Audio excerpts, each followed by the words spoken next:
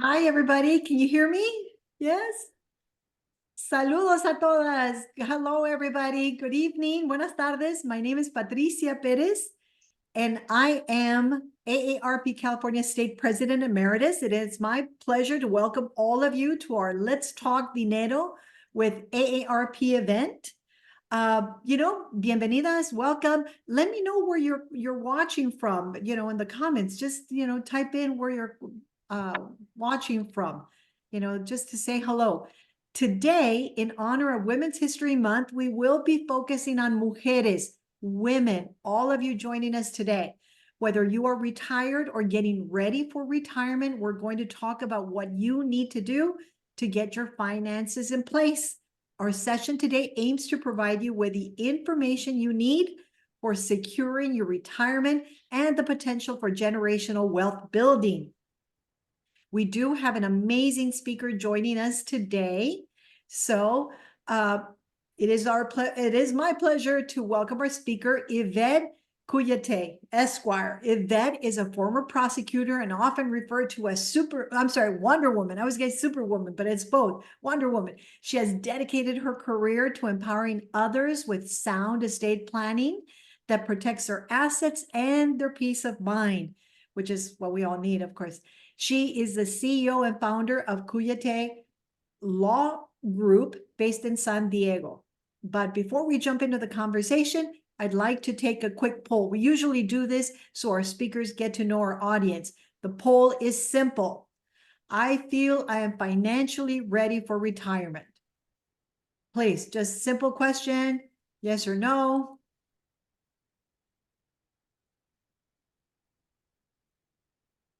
Yes or no? Let's see. This will give Yvette a good idea who's watching. A number of you are not ready. I'm glad you're joining us today. This will be a big help for you. So let's see. I'm going to end the poll, share the results, and you can see the majority feel comfortable, but there's a fair share who are not. So thank you for joining us. This will be a good opportunity for all of us, to learn from each other. And, thank you for your responses. I did say that this was all about you. So please, if you have any questions, just submit them in the chat and we'll try to get through as many as possible while we have our, Wonder Woman here with us. But now let me turn the program over to Yvette to tell us more about herself and what we need to know. Yvette, bienvenida. Welcome. Gracias, Patricia. Thank you for you and your team for welcoming me, and thank you to AARP for this amazing programa, Let's Talk Dinero. So first off, don't let the Cuyate fool you. I am 100% abogada mexicana. I was born in Mexico. Sorry about that. But this is my married last name. So that being said, I have 6 girls combined with my husband, so I'm also a mama. I've been practicing law for almost 10 years now, 5 of those on my own as an estate planning, wealth preservation attorney. Before that, so yeah. Did you say you have 6 daughters?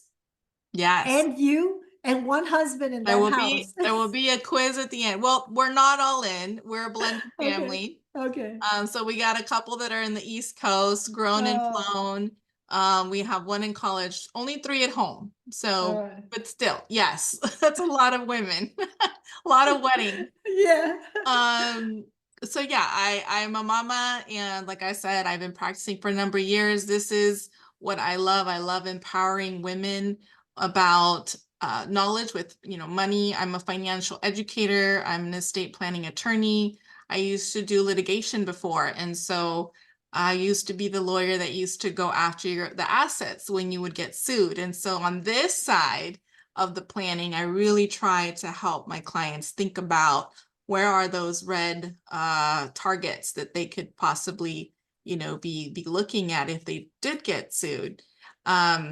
So just that's a little bit about me. I'm really happy to be here with sharing with you guys everything I have to talk to you about. Perfect. Do you have a presentation? How do you want us to go through this? You want us to start with questions? Yeah, let's dive in with questions, and then when we get to the actual nuts and bolts of estate planning, I'll go ahead and share. All right, Yeah. perfect. Why don't you start, Yvette, by telling us why do many women not have a plan for retirement? What do you think is stopping us from actually planning? Yeah, that's a really, really good. I'm really glad that we're talking about this today because, Latina women, mujeres, we are naturally caregivers. And what that means is we care for everybody else and we often put ourselves on the back burner. And I'm right there, I will plan everybody's dental appointments, but do I do my own? No, right? It's just not there. We also are catching up. And so obviously we're earning less than men, less than white men. And we're not only catching up in that respect, but we also, because most of us are caregivers, we take time off to care for our kids, our parents. And so that equals not only us being home, but it also, in the long run, means we're saving less, we're preparing less for retirement. And so not only are we, catching up, but we're also behind where we should be many a times. And, of course, but for programs like this, money, dinero, it's not a normal thing most Latinas or Hispanic households we grow up talking about.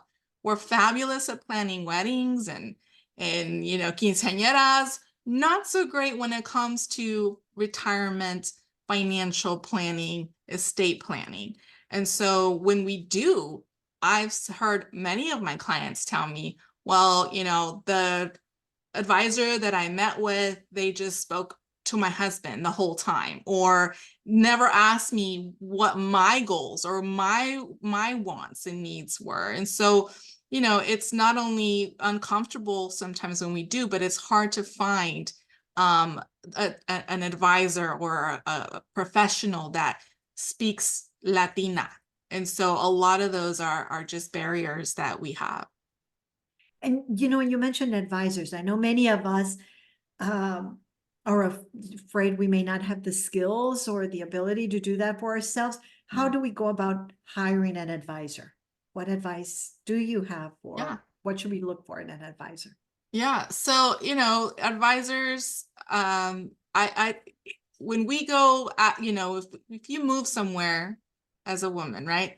And you want to know, okay, where is it? I need to dye my hair. What's the first thing we do? We go ask our friends, hey, do you recommend the hairdresser, right? We go and ask for referrals because we make decisions based on, can I trust you? And so number one thing is go and ask people around you, who's your guy, who's your girl, who do you already work with? And then once you've established that, do your research, check them out, do a Google search, find out what company they may be associated with, ask them about their licenses, and find out what their licenses allow them to do and doesn't allow them to do. So as a start, I would say just get out there and ask around. Okay. And you also talked about a plan, our plan for retirement. Mhm. Uh, I guess our plan for retirement was to look at how much money we need to retire, how much we will need, to retire. Yeah. Can you tell us about that plan? How do we develop one? How do we start the planning for Mm. retirement? Yeah, Yeah, yeah. where do we start? And I'll say this, Patricia, because this is really important. A lot of times, um, a lot of my clients will be later in life and they'll think, well, it's too late. And what I love to tell them is it's never too late, right? It's never too late. So starting is the single most important thing that we can do. Just starting the process. I don't care whether you're 18 or 82. I tell clients all the time, it is very important that you at least start, because we sometimes get just overwhelmed with so many things that we don't know how to figure out on our own, and then we don't take action. We paralysis of analysis, if you will. And so it's really, really crucial that we just at least get to a point psychologically of, I'm going to start. And then therefore, okay, what's my next step? Is my next step looking at, what do I have already? What's available to me? Because a lot of us aren't taking advantage of the 401k at work, or the matching with the 401k, or the different types of accounts that our banks already offer, CDs, high yield savings accounts, things like that, brokerage accounts. So just taking a stop and say, okay, what's available to me already, or what do I have already? And then the next step is, what do I need to have? And getting with a financial professional or a planner that can really walk you through, okay, here's what you have, here's how to supplement what you don't have, so that you can prepare for it. Or an estate planning attorney and tell you, okay, based on where we're going now, here's some things you might want to think of for your estate plan to protect what we do have, right? So to answer your question, we just got to get started. All right. Let's say women who do not want to hire an advisor, they may want to start at least doing it on their own. Mhm. You're saying that the first step is to see what is available to us, like what we currently have, right? Yeah. Yeah. Open up the statements. Open up your bank statements, open up those 401k statements. I sit with so many clients that when it comes down to, okay, what are your assets? They know they have maybe an old 401k or some retirement plan somewhere, and they get they get the statements, but they never open them. So they literally have no idea how it's performing, whether they're losing money, whether it's performing well. They just don't know. And so it's like, let's at least sit down, not all in one day, but sit down and say, okay, what do I have already? And then learn to build from that. Okay, so you see what you mentioned that you see what you have already, right? How much money you have in the bank, I guess, if you have any property, how much that's worth. I mean, everything, right? Right. And then you said to look at what is potentially available. So if we don't have it, which should we open a 401k, or what should we do next? So I would suggest getting with a financial professional to walk you through what you need, maybe that you don't have. And I tell people, no estate plan and no bank account is going to look the same, right? We come in all shapes and sizes. We have all kinds of short and long-term goals that are very specific to every family. And so that's where you need to have someone like a coach come in and walk you through things that you might not know of that you could potentially look into. Um, it's like going in and I want to lose weight. I'm only going to get so far on my own, right? But if I have a coach or a team to hold me accountable, to walk me through walk me how to do certain things, I'm going to go a lot farther. All right. Same with, if you do your estate plan on a Google DIY, okay, you're not going to get the benefit of sitting with a practitioner attorney that knows the law.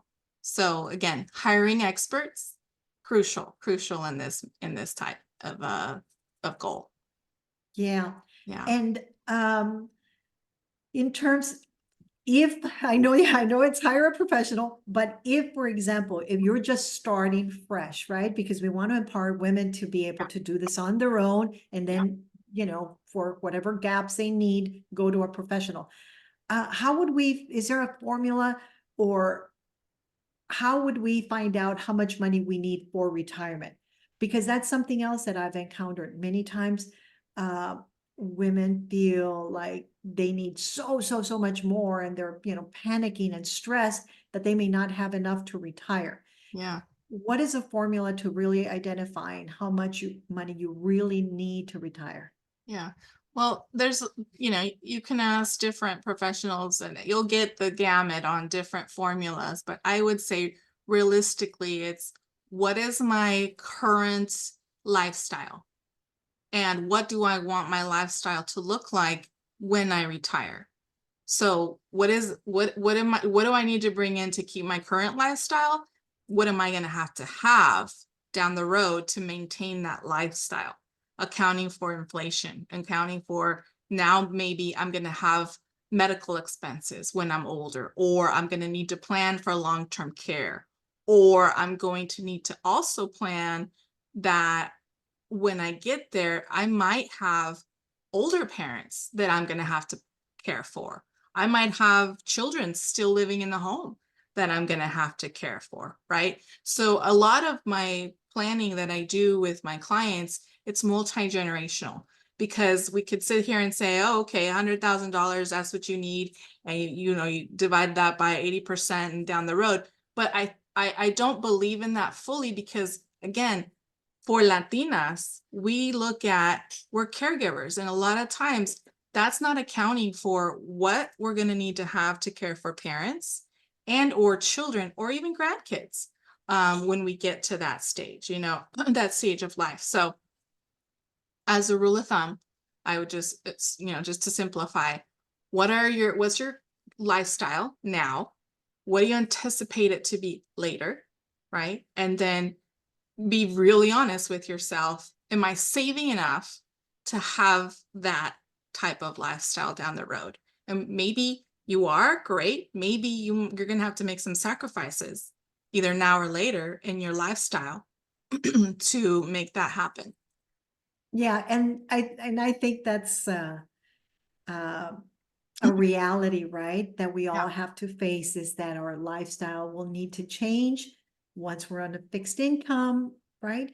Even though right now with the gig economy, anybody can do, take up, something, Yeah. sell your craft, sell, stuff online, whatever, get a part-time job. But for those who don't, I think we know that we're going to have to modify our lifestyle. But then, like you said, look at what we would like our lifestyle to be, budget for that, and then give ourselves cushion, Mm-hmm. right? For these, just like in life, Mm-hmm. these unexpected things that come up, which, illness, kids need something, it's always something.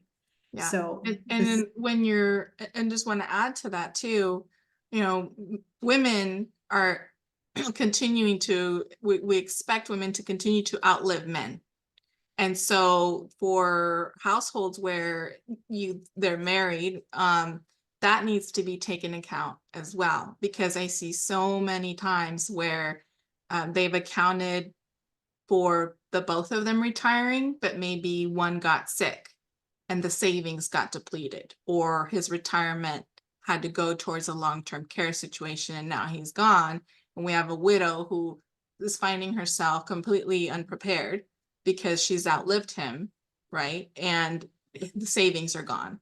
So that's a whole other conversation. But when you said, that wiggle room, it's also taking into account that as women, most likely we're going to outlive our partners. So even more crucial that women have this type of planning done.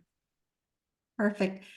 Thank you for those who are joining us. Don't worry if you're joining us late. We're recording this session, so you'll be able to view the recording later. So don't worry about it if you missed a part.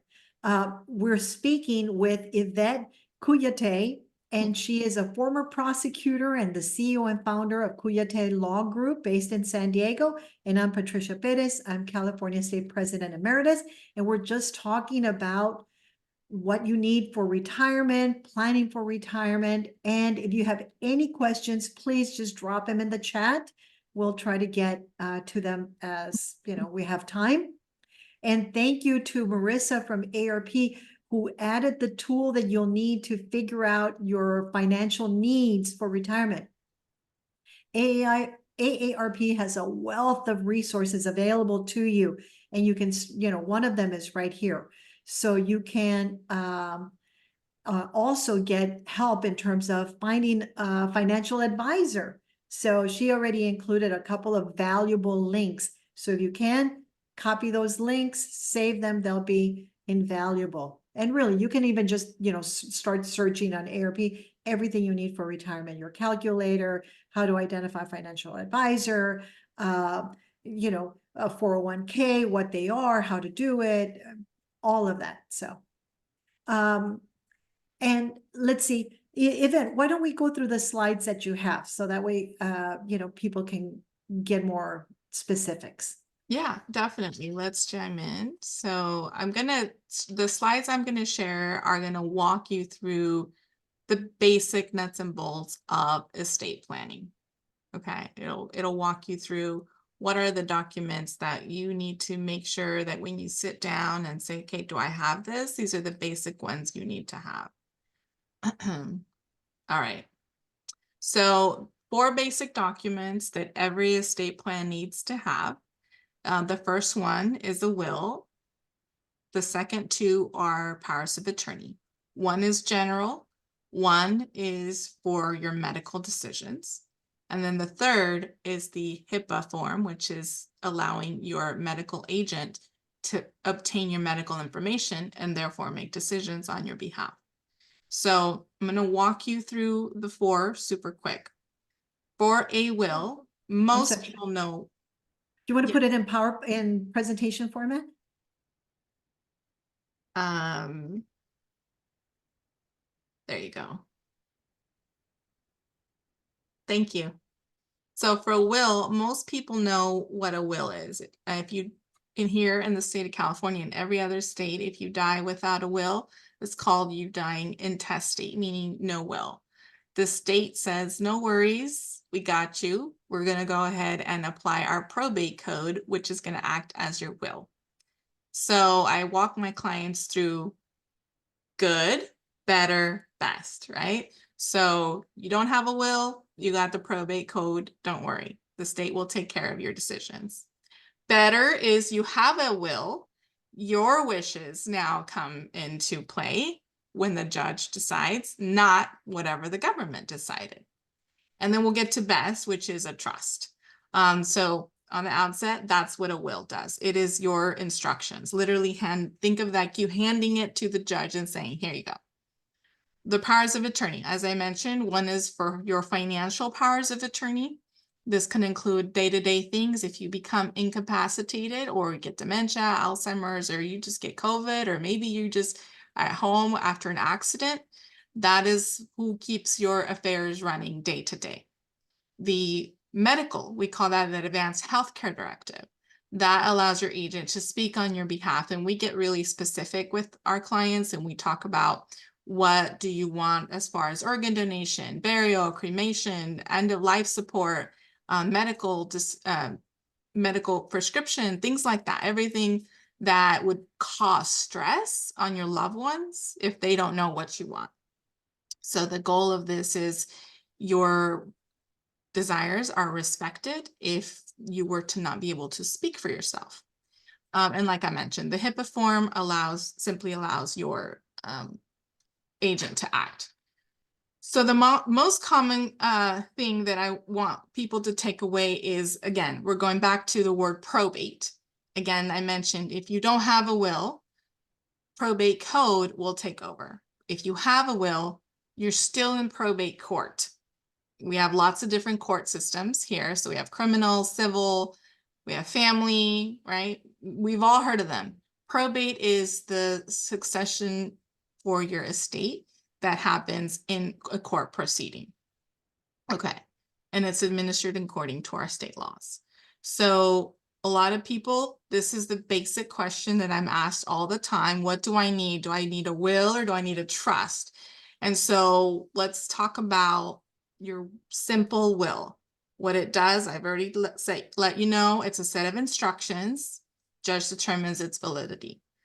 They're less expensive, they're easier to complete, they're easier to administer.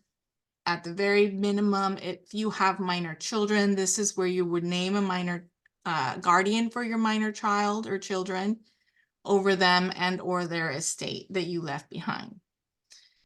But we're subject to probate court. And with probate court, there are fees. It is expensive. It is time consuming and it can be very challenging to transfer certain items. It is now also public information.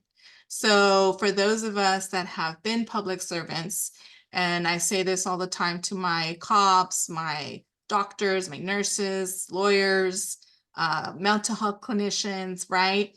There are certain things such as our assets and our family that privacy is of the most important. And so I want to just make sure that people understand this, that when a public record is formed, we can't, it's not where we can go in and eliminate it. So now everybody can see what my assets are, who my kids are, where everybody lives, and potentially open the floodgates for any creditors that I may or may not have.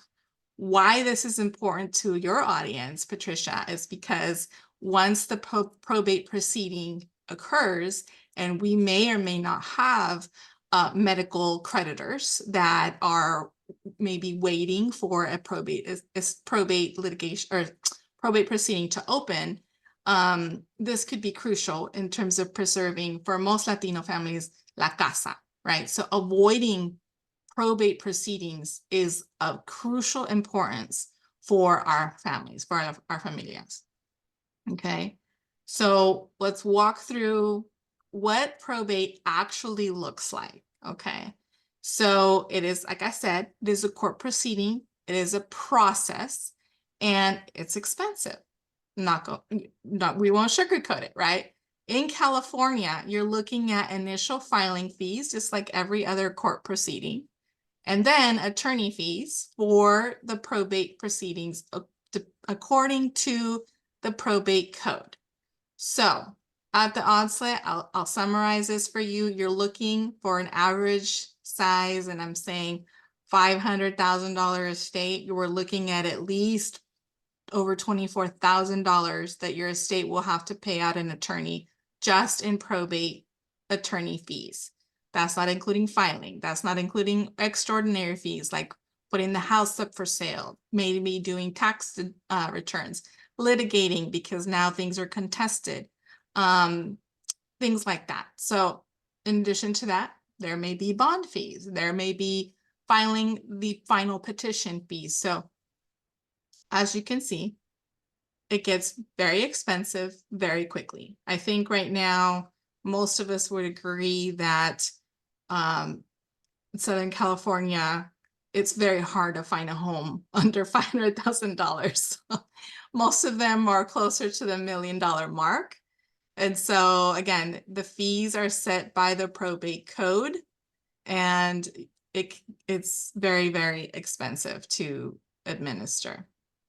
And that, like I said, just in attorney's fees, not counting any fees to your executors. So I get this question a lot too. Under $150,000 is what California you would need if you own any, if your assets are less than that, we can maybe avoid an actual full probate proceeding. Other states, and I know we're talking about California specifically, but other states vary. So look at Georgia. If you have $1, you're going to probate, no matter what, right? California, 150,000. Again, if you own a home, you're going to be above that. So you better make sure that we can avoid probate. So to close out, let's talk about, I said at the beginning, good, better, best, right? Best scenario is having your assets in a living trust, or most commonly referred to as a revocable trust. There's lots of different types of trusts that we can talk about, but consider it a theoretical safe deposit box / entity where you are transferring your assets during your lifetime. So now, instead of the court needing to administer it after you're gone, it's already done. I've already put my assets in the Kuyate Family Trust. It is private. There's no judge that needs to administer it. No need to go to court. I can now take advantage and do some wealth planning. I can take advantage of tax savings, and I can take advantage of capital gains, passing that on to my kids so that they step up in basis, they can inherit, and they don't have to pay taxes on certain capital gains. There's less headaches. Again, it's private. And since the transfers are done in my lifetime, all that's happening is somebody else is getting the key. Before that, it's my trust, I handle it, I have the keys. Yes, it is more extensive to plan, but it also gives you the greater amount of flexibility. Here's where we can get into a lot of generational wealth planning.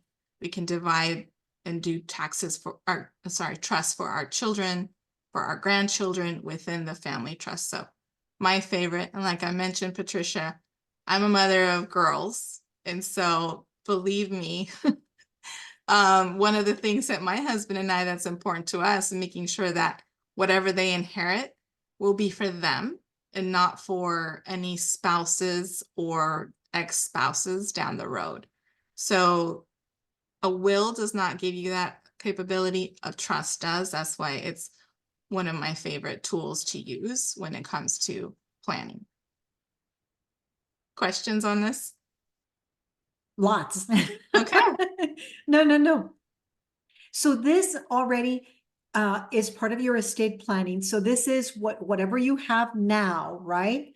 Whatever assets you have, think about putting it in a living trust. So that way, you're just planning for the future.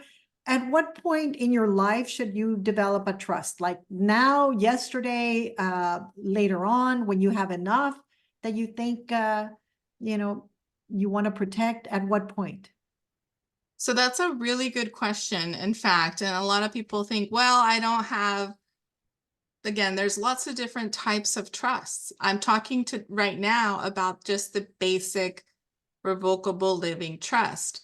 But, there are scenarios like this where maybe I'm in a profession or I run a business where my potential to be sued goes up. So maybe I want some type of asset protection trust, because I know that the homestead exemption on my home, based on the equity in my home, based on where I'm at, won't be enough. And if there's a judgment against me, I want to make sure my home stays protected. So that could be a type of trust that we look into. Maybe you own multiple properties, right? There's different types of structuring,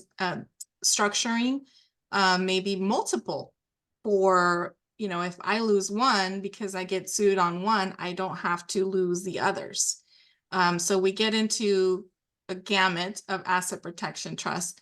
But like I mentioned, if you're in a profession where you serve the public, that comes with its own considerations. But a lot of times too, we're looking at down the road, and maybe if you don't own a home right now, maybe your parents do. And maybe that's something to think about, where when I inherit that home, where is my tax bracket going to be? And what's going to happen if I inherit that home outright versus inheriting it in a trust? So the trust at that point might not be necessarily your trust, but you might be the trustee and beneficiary of your parents' trust or your grandparents' trust, just for purposes of preserving the wealth in the family, but also taking advantage of those, like I said, tax, capital gains, that sort of tax type of thing. course, we talk about the weddings, right? Like I said, I'm a mama and I have girls, but I hope they all marry to wonderful, godly men. But what if I get one of these guys as my, son-in-law? So that's a concern. And then lastly, I get a lot of questions about I have a child who's disabled. Maybe I'm a single mom and I have special considerations. Maybe I have the different generations in my home where I have older parents or tias living with me and young families. So if that is a consideration in the family structure that you're in, it's better to do it sooner than later. Why? Because the time to do these types of things is not when we need them. It's before. It's anticipating that at some point we will need it. And if you have it, my recommendation and my prayer would be, please make sure you keep it updated, because that's another thing. It's like a car. You want to make sure that it runs when you go turn it on, right? You don't want to turn on the car in the morning and find out that my car is not working. Same thing with your estate plan. So bottom line, get an estate plan now, right? Get a living trust going now Yes. and update it as you, add more assets, you build your portfolio, whatever it is you're doing to start, like you were saying, planning for retirement.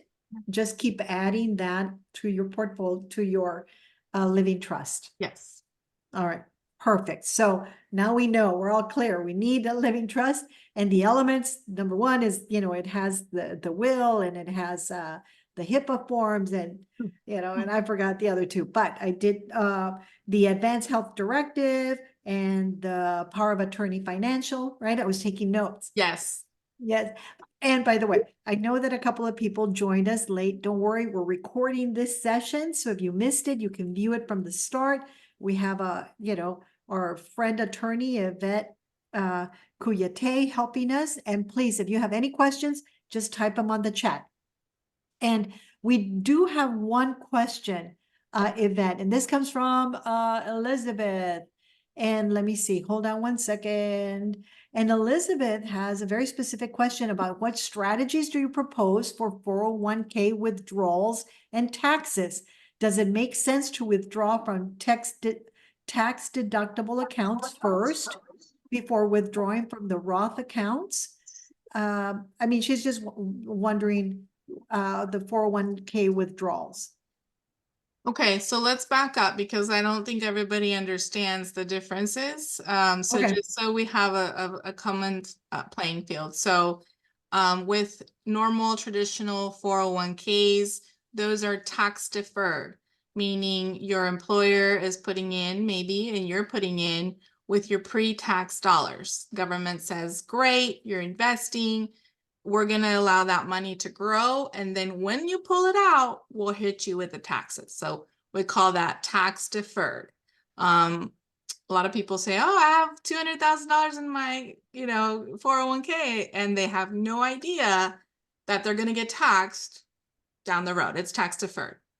Something like a Roth IRA, which is simplified,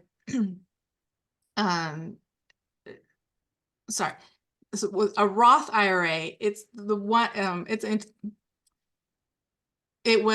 named, there's nothing, Roth doesn't mean anything. It's just named after the senator that created it. Okay. So Roth IRA, you set up independently. And there are limits to how much you can put in. So right now, if you're watching this 2024, you can put in $7,000, $8,000 if you're over 50, if you're over age 50 and you are playing the catch-up game to retirement. But there are limits because this one is tax-free. So you're putting in money that you already paid taxes on. It's your after-tax dollars, and it grows tax-free, and you don't have to pay any taxes down the road when you start pulling out. So And then there's Roth IRAs for those that want to do a little bit, SEP IRAs for those that want to do a little bit more, or have self-employment or business owners that don't qualify because of the certain income categories that are limiting the Roth IRAs that they can look into. Now, the question is, what should I think about when I'm pulling in? So again, I would want to, sit down with somebody to look at your whole scenario, but on just a very general term, I would say, if you can leave the tax never writing as far as you can, because do that, because it's growing and you will not be taxed on it, right? Know that when you do take a withdrawal from the tax deferred at whatever point, you're going to pay some taxes. Depending on where you're at with retirement, if you're coming in at 59 and a half, if you might be penalized, the question doesn't give us that there, but really be very strategic as to what are the pros and cons to taking out, and then look at, okay, and understand in short term, I get it, but in the long run, I want to make sure the maximum amount of money is growing and working for me. So to answer the question. So to answer the question, is withdraw from the one that the tax was deferred? I wasn't clear. She's 60. I'm sorry. She plans to retire at 60 with a pension. So I'm sorry. So your recommendation would be, I would say you need to look at it holistically. I mean, if you can afford to take the hit now, that might make sense for you. It might not make sense for the next person. So on something like this with the, individual basis, and I'll put my information in there so people want to reach out to me. I just give the general thing, like, think about what's your money doing? What do you want it to do in the long run? We know that more and more Americans are tapping into their 401ks to pay basic living expense because inflation is so crazy right now. And I get that. But that's where you really need a team to come in and look at your whole picture. yeah. But your advice, just in general, if it's a one-time pool, would it be the 401k or would it be the IRA? I wouldn't feel comfortable telling her because I don't know the whole picture. All right. Yeah. Okay. That's a All very right. specific question for an individual person. So I'm not in a position to say that. All right. So, okay, not a problem.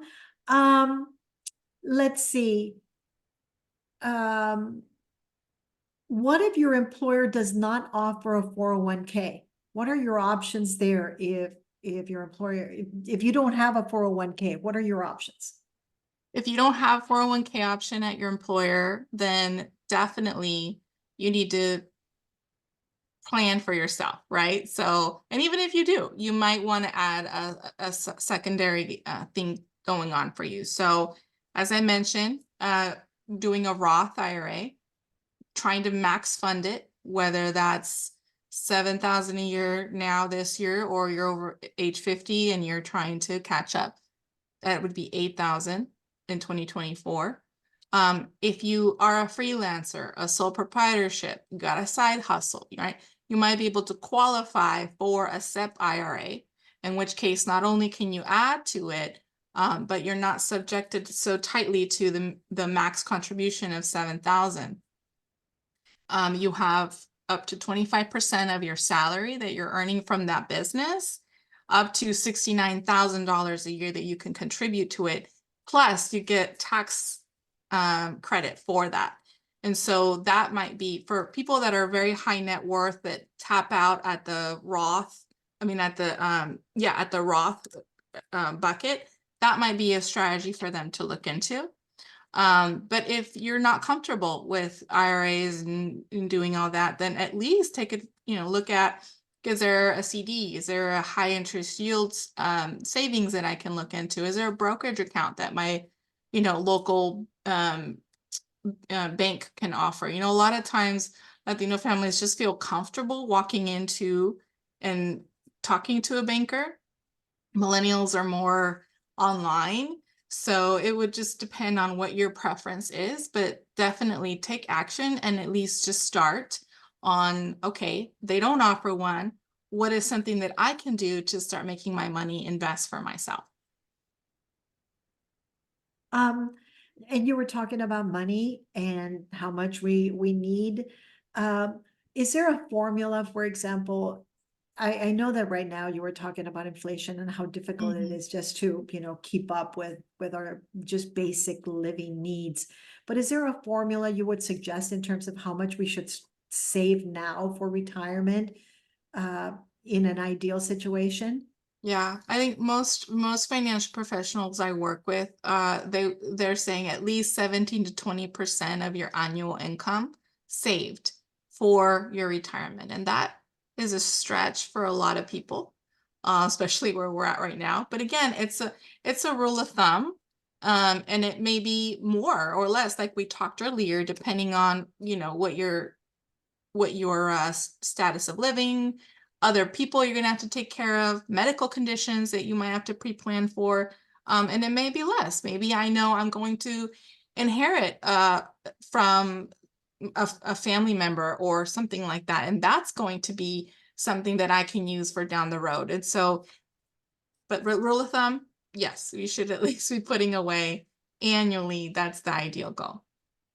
I know, and the other thing is for us, for all of us, not just Latinos, is think of also generational wealth, Yes. right? Sometimes we buy a house and we always think, well, for retirement, I'll just sell the house. And right. Uh, if possible, we should start saving as much as possible now. So that way, whoever inherits our house does not necessarily have to sell it. They can keep it and keep building on that portfolio, on something that you started, the fundamentals, and worked so hard to start saving. Yeah, Yeah, definitely. yeah. And thank you for adding your information. So there's, on the comments here in the chat, there's all kinds of information. Yvette added all her information, including free master classes on what? Master classes on estate planning, how to plan your estate? So it varies. I just finished a series on masterclasses for women. In April, we're going to have one, the fundamentals of trust. So taxes, trusts, to-do lists. So it varies every month, but yes. Okay, perfect. And like she said, it's never too soon to start it. It's never too late to get it done. Mhm. So please, if you can do that, get your estate plan going. That would be wonderful. One, not only because so your wishes are honored, but your assets are protected. So that's like a cool thing. And I know that Yvette gave a really good presentation in terms of probate and how expensive it could be. So it's just, good to have. And let's see, we have a question. And this question says, I have a trust, but feel uncomfortable in changing the title of the home. What can you say to reassure her? Yeah. So, That's actually really common. And I find that that comes with, just maybe not a clear understanding of what that means. So when you hear changing title or funding the trust, those are the same thing. When you put your home in a trust, what we're doing is we're just changing the name of the home ownership with the county that we're at. So for example, instead of it being Yvette's home, it's going to be Yvette as the trustee of the Cuyate Family Trust's home. So that signifies to the county, this home is under a trust. The owner, more than likely, if it's a revocable trust, is going to be the trustee, meaning they have keys. And there's a form called a preliminary change of ownership form that we have to fill out with the new deed. that tells the county we're changing ownership and we're changing it. Here's why. And one of the questions is for the benefit of the grantor and or their spouse. And so that lets the county know, oh, this is a change because they're putting this home in their trust. So the home is still yours if it's a revocable living trust. The home is still under your control. You still have the keys. The trust is yours. You can change it anytime. You can still refinance. You can still sell it. You can do everything that you could do before that.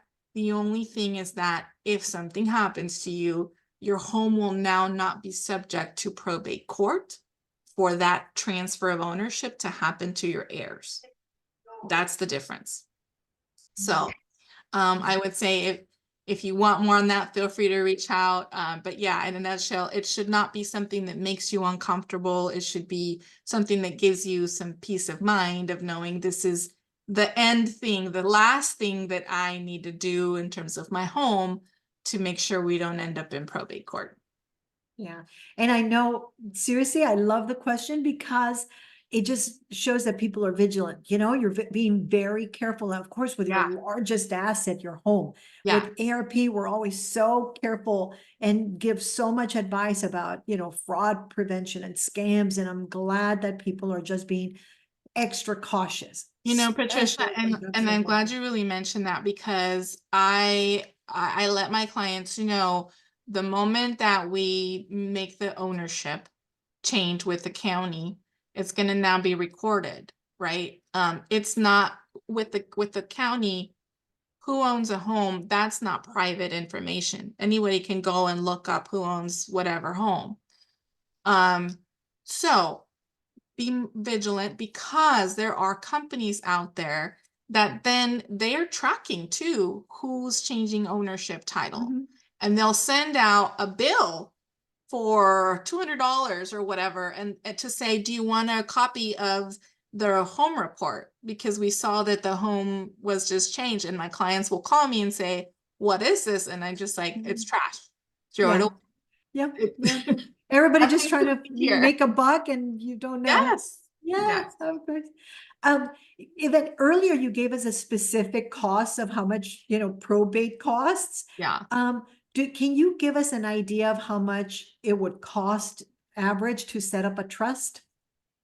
Yeah, so typically, depending on the situation at hand, and again, there are many different types of trusts, but for a typical revocable living trust, you're looking at least between $2,000 and $3,000.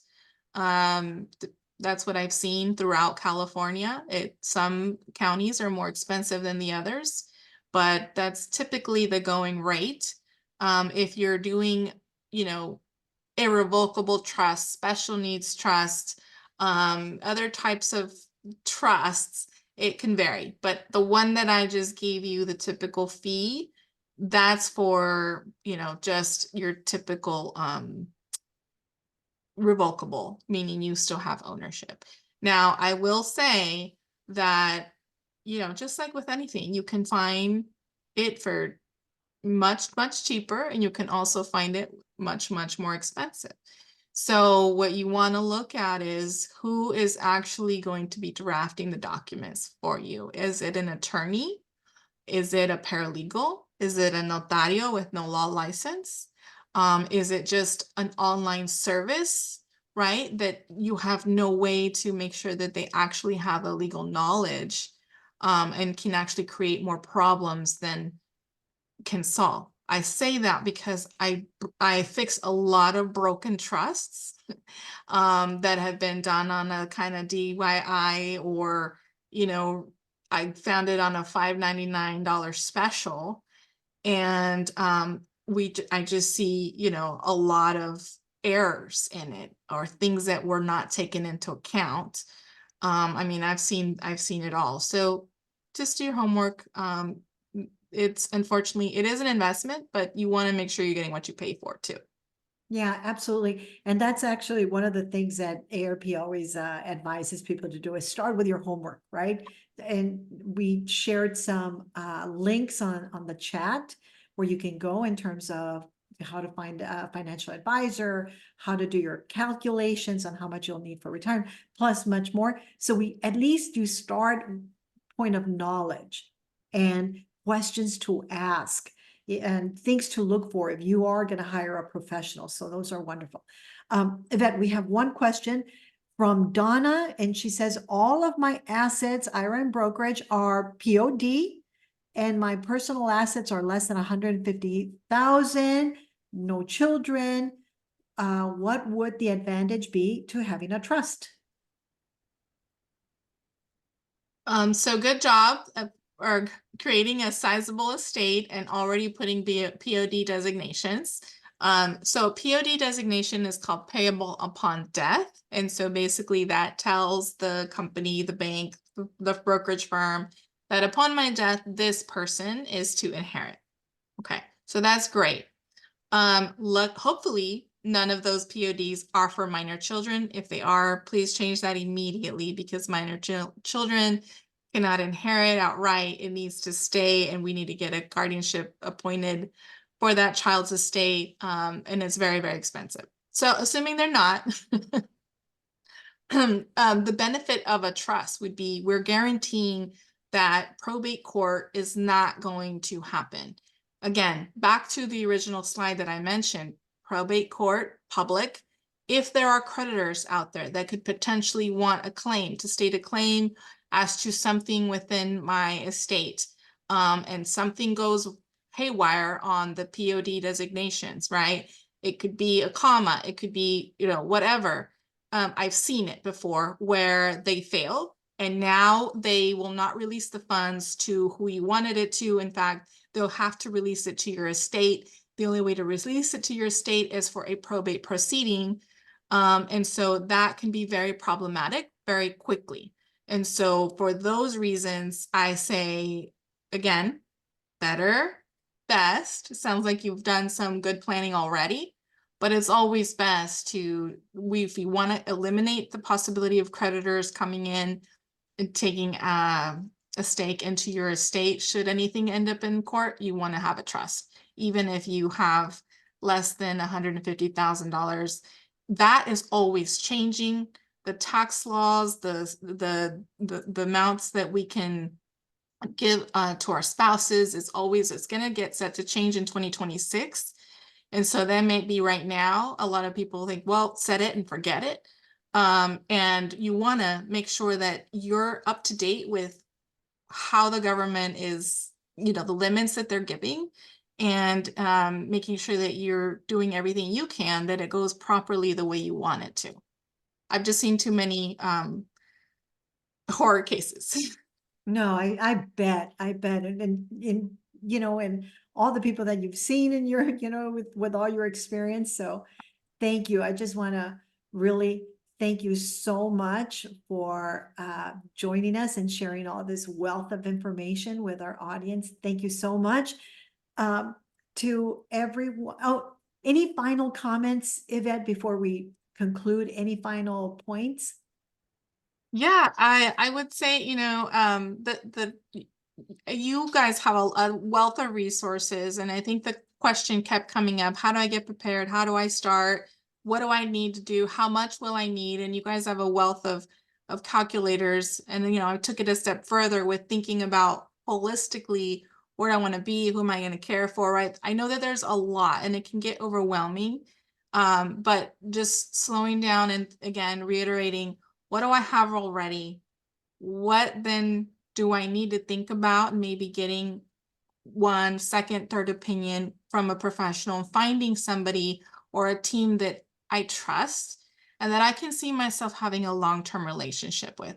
That is crucial in the search of, our providers. Is we're in it for the long run, and we want to make sure that I'm invested in you and not just here because I want to sell you something. No, I want to make sure that the documents I put together or the financial professionals that are helping me, that they are invested in, life might look different with a chronic illness. Life might look different with a child. So I would Thank just you so say, much. just do your homework, find people that you can jive with. Thank you so much. I also want to mention that ARP has online resources that provide you tons of information on the website. Visit arp.org/let's talk dinero. Thank you so much, Yvette. You're And please welcome. also, this is part of our series. Every month we're here. So just put it on your calendar for Monday, April 22nd at 4 p.m. for our next Let's Talk Dinero with AARP event. Remember, ARP is here for you with resources and events to help you choose how you live as you age. You can view this recording later and all the other event recordings once again at aarp.org/let's talk dinero. Muchísimas gracias to all. Thank you all for watching. Check all the resources available. Thank you all y buenas noches. Buenas noches.